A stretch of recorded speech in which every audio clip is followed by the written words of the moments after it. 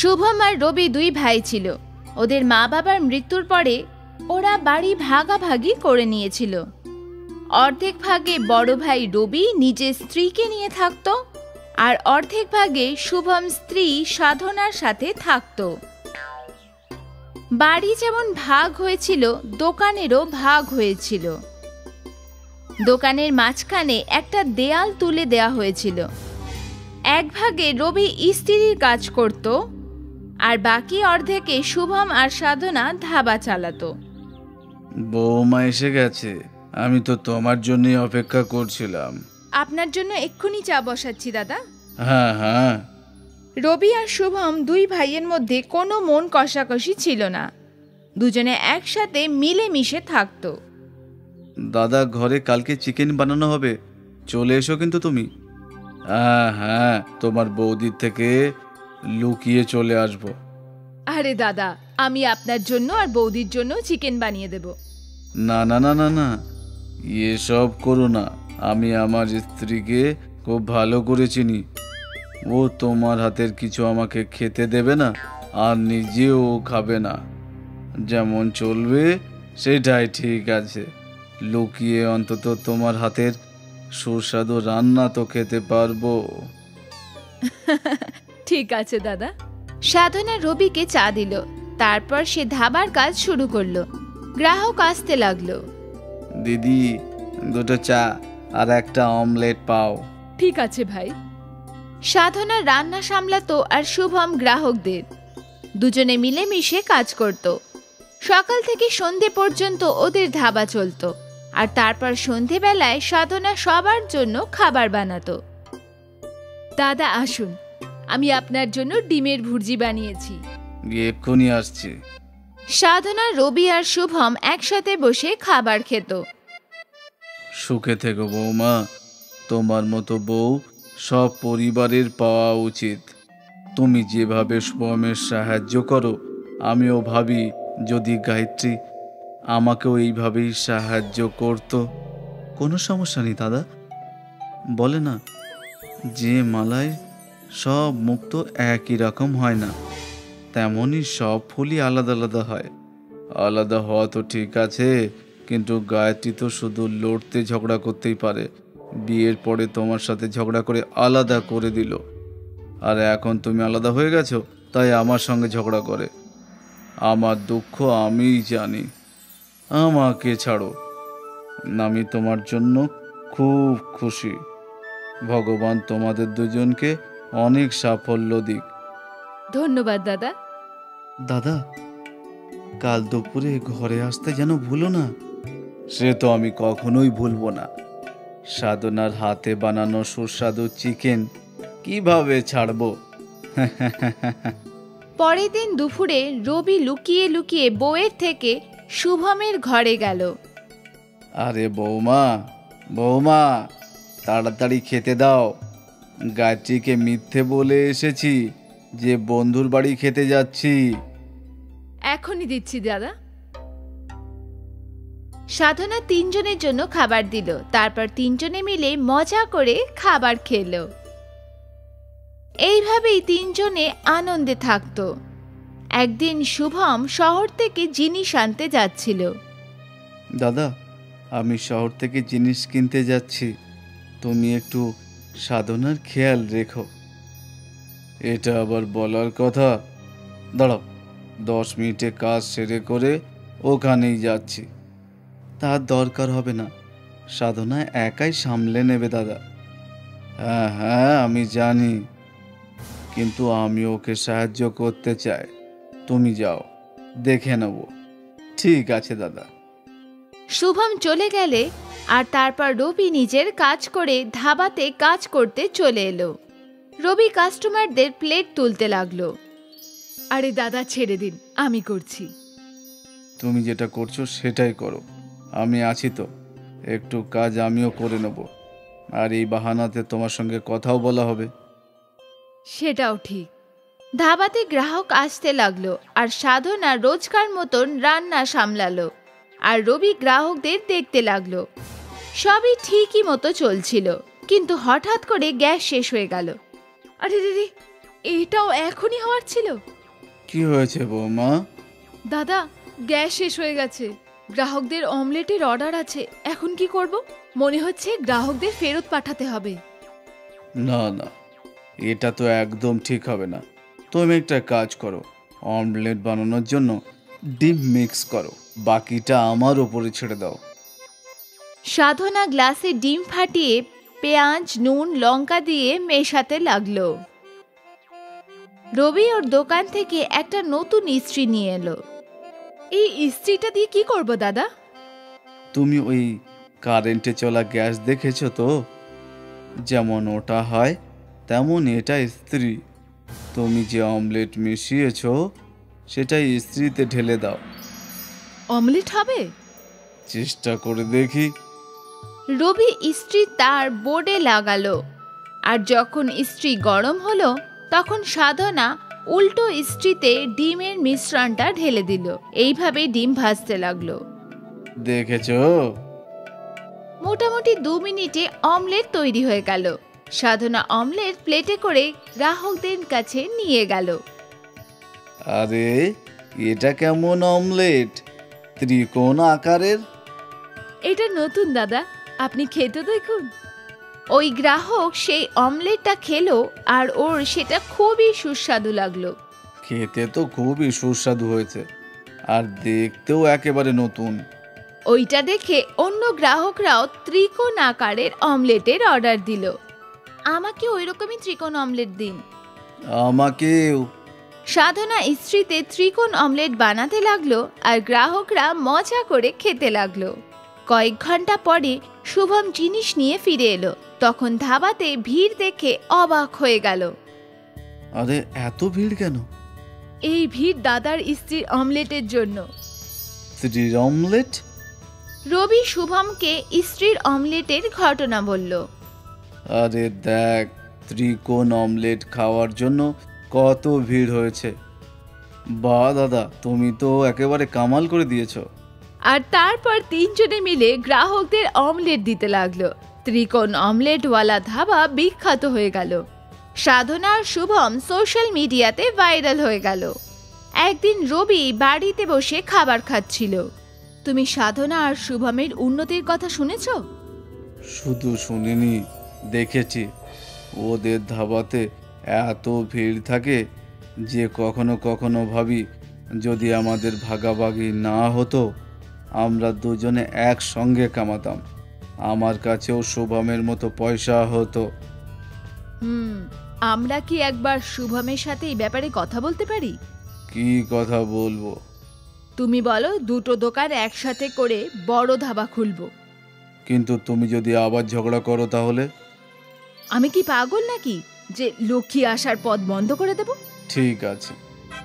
রবি তো মনে মনে খুব খুশি হলো। ও তো প্রথম থেকেই সেটাই চাইছিল। কিছুদিন পরে 2টো দোকান এক হয়ে গেল আর ধাবা বড় হয়ে গেল। শুভম, রবি আর সাধনা মিলে ধাবা সামলাতে লাগলো। স্ত্রীর অমলেটের জন্য শুধু রোজগারই বাড়ল না, ওদের ভেঙে যাওয়া সংসার আবার জোড়া লেগে গেল। নিতুঞ্চি নামের একটা গ্রাম ছিল, যেখানে অনিল নামের একজন ব্যক্তি পকোড়া বিক্রি করত। অনিল নিজের বউ নিশার সাথে থাকত। ঠিক অনিলের পকোড়ার দোকানের সামনেই কুলদীপ নামের এক ব্যক্তি চা আর শহরের প্রসিদ্ধ অন্যান্য বিস্কুট বিক্রি করা শুরু করেছিল। কুলদীপ আর অনিল একে অপরকে হিংসে করত। একদিন কুলদীপ আর অনিল রাস্তায় দেখা হলো। এই যে ভাই অনিল, আরে পকোড়া কেমন বিক্রি হচ্ছে আজকাল? আরে তোমায় আর কি বলি, আরে যবে থেকে তুমি শহর থেকে ওরিও নামের বিস্কুটটা নিয়ে এসেছো না, তবে থেকে সবাই তো চায়ের সাথে শুধু ওই বিস্কুটটাই খেতে চায়। আরে এখন আর আমি তোমায় কি বলি বলো তো, ব্যবসা তো এখন আমারও ভালো চলছে না ঠিকই। তোমার কাছে কখনো বেশি গ্রাহক চলে আসে, আবার কখনো আমার কাছে। একটা কাজ করো না, তোমার পকোড়া বিক্রি করা বন্ধ করে দাও দেখিনি। হ্যাঁ, আরে তুমি এসব কি আজে বাজে কথা বলছো? হ্যাঁ, আমার দোকান তোমার আগে শুরু হয়েছিল তাই না? তুমি তোমার দোকানটা বন্ধ করে দাও না। আমি তো আমার দোকানটা বন্ধ করছি না ভাই, তাহলে আমিও বন্ধ করবো না আমার দোকান। দুজনে একে অপরের সাথে ঝগড়া করে নিজের নিজের দোকানে চলে গেল। আর অন্যদিকে জমিনদারনি নিজের চেলা টিটুকে বলল, টিটু, আমি একটা নতুন ব্যবসা করতে চাই, বলতো আমরা কি করতে পারি? মালকি, আজকাল তো আমি দেখতে পাচ্ছি যে গ্রামে শহরের জিনিসপত্র বেশি বিক্রি হচ্ছে। যেমন কি? যেমন ধরুন, আমি তো শুনেছি যে ম্যাগি নামের কোনো একটা জিনিস খুব ভালো বিক্রি হচ্ছে আমাদের গ্রামে, আর বেশ সুস্বাদু বটে। যদি এমনটা হয় তাহলে আমরা ম্যাগি বিক্রি করব, তাও আবার সুস্বাদু হয়ে যাওয়ার কেমিক্যাল। যা টিটু, ম্যাগি সামগ্রী নিয়ে আয়, আর আমাদের গুল্লুর থেকে যে অন্য গ্রামে ওষুধ বিক্রি করে ওর কাছ থেকে খাবারকে সুস্বাদু বানানোর ওষুধ নিয়ে আয়। বাবা বাহ মালকিন, ব্যবসা এখনো শুরুই হলো না আর আপনি লোক ঠকানোর ব্যাপারটা একেবারে পুরোপুরি ভেবেও নিলেন বটে। আপনার সত্যি ধন্য, কিন্তু খুব লোভী মহিলা। চল ফুট, জানতে বলেছি সেটা গিয়ে নিয়ে আয়, বেশি কথা বলিস না। টিটু জিনিস কিনতে চলে গেল, আর সন্ধেবেলা অবধি সব জিনিস নিয়ে পৌঁছে গেল। পরের সকালে জমিদারনি ম্যাগি বিক্রি করা শুরু করলো। নিয়ে নাও ম্যাগি নিয়ে যা, না পকোড়া না বিস্কুট, ভালো ভালো ম্যাগি খাও আর শক্তিশালী হয়ে যাও। তখনই ওখান দিয়ে একজন মহিলা যাচ্ছিল, আর উনি ম্যাগির কথা শুনে সেখানে দাঁড়িয়ে গেল। আরে বাহ, আমি তো শুনেছি ম্যাগি শুধু শহরে বিক্রি হয়, কিন্তু এখন এই গ্রামেও বিক্রি হবে ম্যাগি। গ্রামে শুধু আমাকে ছেড়ে কেউ আর ম্যাগি বানাতে পারে না। যদি এমনটা হয় তাহলে দাও একটা ম্যাগি খাওয়াও দেখি। হ্যাঁ হ্যাঁ, এক্ষুনি খাওয়াচ্ছি। এই টিটু, 1 প্লেট ম্যাগি দিয়ে দে তো। টিটু ওই মহিলাকে 1 প্লেট ম্যাগি দিল, আর ওই মহিলা ওই ম্যাগিটা খেয়ে খুব খুশি হয়ে গেল। এটা তো খুবই সুস্বাদু, আমি এর আগে এত সুস্বাদু খাবার কখনো খাইনি। আজ থেকে প্রত্যেক দিন আমি 1 প্লেট ম্যাগি নিশ্চয়ই খাবো।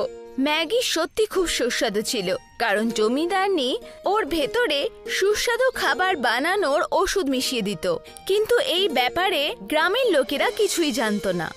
আস্তে আস্তে গ্রামের সব লোকেরা জমিদারনির ম্যাগির ঠেলার দোকানে নিজের নাস্তা আর কখনো কখনো লাঞ্চও এসে করত। অনিল আর কুলদীপের গ্রাহক নাই বরাবর হয়ে গেছিল। এই জন্য একদিন কুলদীপ অনিলের কাছে গিয়ে বলল, আর ওকে বলল, এই যে অনিল ভাই, কেমন ব্যবসা চলছে আজকাল তোমার? আরে কি আর বলি তোকে, আরে ব্যবসা আমার একেবারেই চলছে না তো। সবাই ওই জমিদারের দোকানে ম্যাগি খাচ্ছে। আরে অনিল ভাই, আমার মনে হয় একবার আমাদের গিয়ে ওই ম্যাগি খেয়ে দেখা উচিত। হ্যাঁ চলো চলো চলো, একবার ওই ম্যাগি খেয়েই আসি তাহলে। অনিল আর কুলদীপ দুজনেই জমিদারনির ম্যাগির দোকানে পৌঁছে গেল। যখনই ওরা পৌঁছালো, ওরা টিটুকে ম্যাগি বানাতে দেখল। টিটু সুস্বাদু বানানোর জন্য একটা ওষুধ ম্যাগিতে দিচ্ছিল। টিটু, এই ম্যাগিতে তুমি কি মেশাচ্ছ? কি ধরনের কেমিক্যাল এটা বটে? আরে ভাই, কিছু না, এটা হলো ম্যাগিটাকে খুবই সুস্বাদু করে দেয় আর কি। না না, আমি দেখলাম তুমি সুস্বাদু করার জন্য ওই ওষুধটা ম্যাগির মধ্যে মিশিয়ে দিলে বটে। তুমি কি এটাও জানো না নাকি যে এইসব খেয়ে মানুষের রোগ হতে পারে? তখনই ওখানে জমিদারনি চলে এলো, আর দুজনকে বলল, হ্যাঁ তো দিচ্ছি আমরা ওই ওষুধ, তাতে তোমার কি? কিন্তু এটা অন্যায়।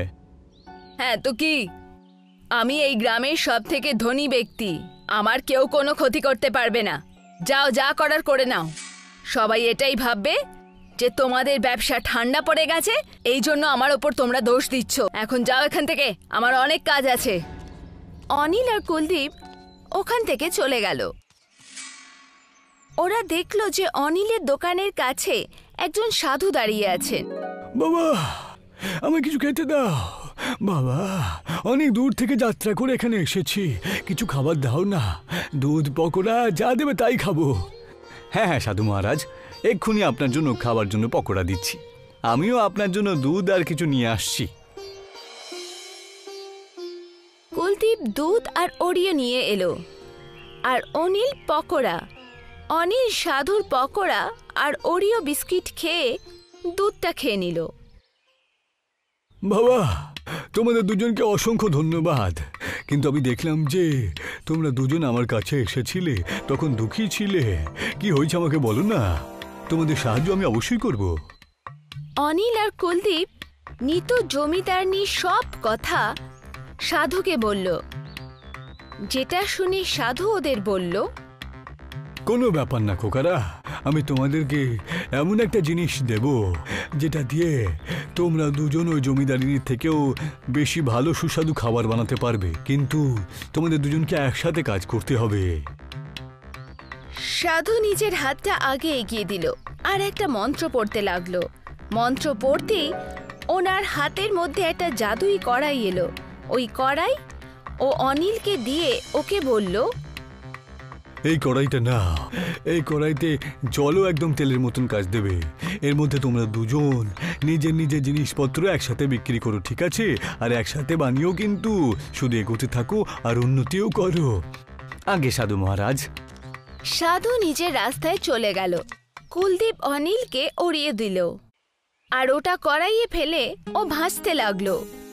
অনিল ওই ওরিও পাকোড়া বাইরে বার করলো আর দুজনে মিলে ওটা খেতে শুরু করলো।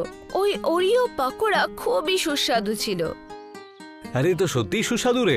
যত তাড়াতাড়ি সম্ভব এগুলো আমাদেরকে বিক্রি করতে হবে, বুঝলি? অনিল আর কুলদীপ দুজনে ওরিও পাকোড়া বিক্রি করা শুরু করলো।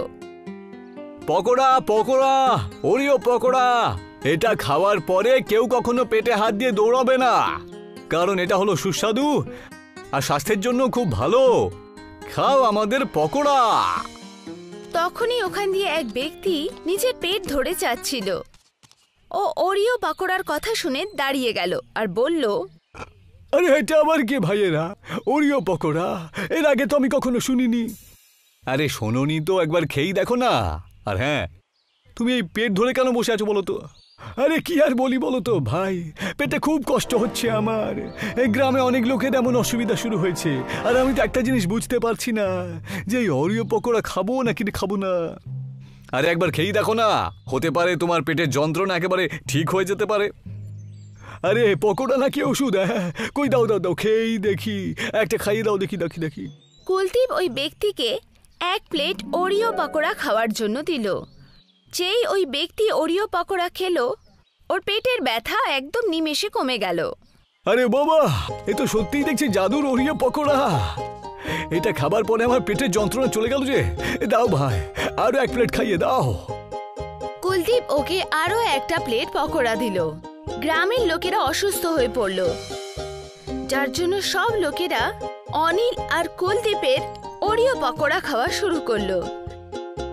আস্তে আস্তে জমিদারনির ম্যাগির গ্রাহক নাই বরাবর হয়ে গেল, যেটাতে রেগে গিয়ে জমিদারনি টিটুকে বলল, আরে এটা কি হলো? এত ভালো ব্যবসা চলছিল, হঠাৎ করে আমাদের গ্রাহক কমে কি করে গেল? মালকিন, আসলে আমাদের ম্যাগি খেয়ে খেয়ে লোকেদের পেটে রোগ হয়ে গিয়েছে, তো গন্ডগোল হয়ে গিয়েছে পুরোপুরি। আর তার আবার অন্যদিকে আবার ওরা দুজনে মিলে অদ্ভুত ধরনের পকোড়া বিক্রি করছে বটে। আর ওই ওই কি যেন ওরিও পকোড়া বটে। হ্যাঁ, ওরিও পকোড়া বিক্রি করছে মালকিন। ওটা খাবার পরে নাকি সমস্ত লোকেদের রোগ একবারে ঠিক হয়ে যাচ্ছে। এটা কি করে হতে পারে? ওরা কি কোনো জাদুর উপায়ে ওরিও পকোড়া তৈরি করছে? আগে মালকিন, কড়াইতে ওরা পকোড়া তৈরি করে তো, আর অদ্ভুত জাদুর কড়াই। একটা সাধু আশীর্বাদ হিসেবে ওদের দুজনকে দিয়ে গিয়েছে। ওই কড়াইতে যে জিনিস বানানো হয় না, তার স্বাদ একেবারে অন্যরকম হয় গো, একেবারে সুস্বাদু খাবার হয়ে যায়, জানেন তো? আচ্ছা, যদি এরকমটা হয়, ওই কড়াইটা আমার কাছে থাকা উচিত। যখনই রাত হবে আমরা দুজনে ওখানে গিয়ে ওই কড়াইটা চুরি করে নেব। টিটু, আগে আপনি ছলনা করতেন, এবার চুরি করা শুরু করবেন তাহলে বটে। চুপ কর, যেরমটা বলছি সেরমটা কর। যখনই রাত হলো, রাতের অন্ধকারে জমিদারনি আর টিটু দুজনে অনিল আর কুলদীপের ওরিও পাকোড়ার দোকানের সামনে এলো। ওরা দোকান খুলে ওখান থেকে ওই কড়াইটা খুঁজতে লাগলো। কড়াই পেয়ে গেল। যখনই জমিদারনি আর টিটু কড়াইটা নিয়ে দোকান থেকে বেরোতে লাগলো, তখনই ওরা দেখলো সামনে প্রধান, অনিল, কুলদীপ আর গ্রামবাসীরা সবাই দাঁড়িয়ে আছে। শোনো জমিদারিনী, তুমি যে চুরি করতে সেটা ধরা পড়ে গেছে। প্রধান বাবু, আপনি? হ্যাঁ আমি। গ্রামের লোকজন যখন বেশি অসুস্থ হয়ে পড়ছিল, তখনই ওই ম্যাগির পরীক্ষা আমি করতে এসেছিলাম। তখনই আমি তোমাকে তোমার চাকর পিটুর সাথে কথা বলতে শুনেছি। প্রধান মশাই, আমরা নিজের চোখে দেখেছি খাবার সুস্বাদু করার জন্য ওই ওষুধটা ম্যাগির মধ্যে ওরা মিশিয়ে দেয়, তারপরেই লোকজনের পেটে অসুখ হচ্ছে। তো প্রধানজি, এরকমটা কিছু নয়। এই চুরির অপরাধ থেকে আপনি আর ছাড়া পাবেন না। আর কড়াই চুরি করে নিয়ে যাচ্ছিলেন, তার জন্য আপনাকে ধরে ফেলেছি আমরা। কিন্তু লোভে তুমি এত অন্ধ হয়ে গেলে যে গ্রামের লোকজনের তুমি শরীর খারাপ করে দিলে। আরে কি করবে তুমি এত পয়সা নিয়ে? আরে মারা যাওয়ার পরে তুমি কি একটা কয়েনও সঙ্গে করে নিয়ে যেতে পারবে? তোমার কি একটা সাধারণ বুদ্ধি নেই নাকি? তোমাদের দুজনকেই, মানে তোমার চাকরটাকে এই গ্রাম থেকে একেবারে বের করে দেওয়া হলো। চলে যাও, আর যেন কখনো এই গ্রামে তুমি ফিরে আসবে না। প্রধান আর গ্রামবাসীরা জমিদারনি আর ওর চেলা টিটুকে গ্রাম থেকে বাইরে বার করে দিল। আর অনিল আর কুলদীপের ওরিও পকোড়া পুরো গ্রামে প্রসিদ্ধ হয়ে গেল।